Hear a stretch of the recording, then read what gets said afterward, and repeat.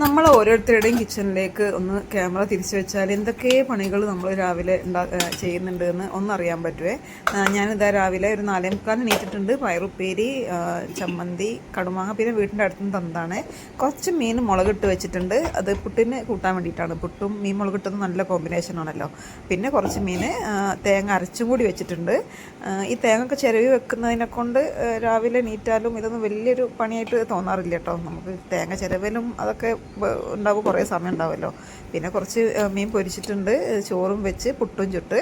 ഇന്ന് മോള് ഹോസ്റ്റലിലേക്ക് തിരിച്ചു പോകുന്ന ദിവസമായതുകൊണ്ട് അവൾക്ക് കുറച്ച് പൊതിച്ചോറ് കൊടുക്കാമെന്ന് വിചാരിച്ച്.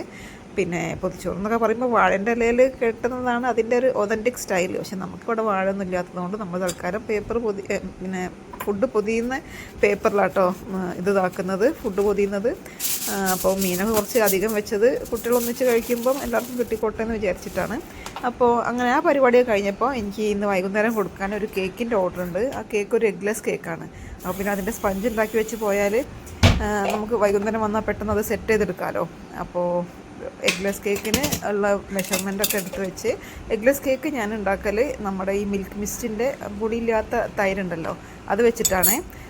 എഗ്ലെസ് കേക്ക് ഉണ്ടാക്കാൻ ഈസിയാണ്, പക്ഷേ നമ്മുടെ എഗ്ഗ് വെച്ച് ഉണ്ടാക്കുന്ന കേക്കിനേക്കാൾ എക്സ്പെൻസീവാണ്. കാരണം ഈ കേടിന് അറിയാമല്ലോ കുറച്ചധികം നല്ല റേറ്റ് ഉണ്ട്. പക്ഷെ അത് വെച്ചുണ്ടാക്കുമ്പോഴാണ് എനിക്ക് നല്ല പെർഫെക്റ്റായിട്ട് തോന്നാറ്. പിന്നെ കുറച്ച് പാലും കൂടിയൊക്കെ ഒഴിച്ച് അത് കറക്റ്റ് കൺസിസ്റ്റൻസി ഒക്കെ ആക്കിയെടുത്തിട്ട് നമ്മൾ അതൊന്ന് ബേക്ക് ചെയ്യാൻ വെച്ച്.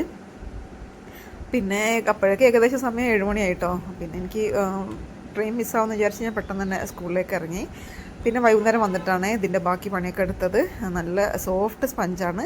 ഇതാണ് കേട്ടോ കേക്കിൻ്റെ ഫൈനൽ ലുക്ക്.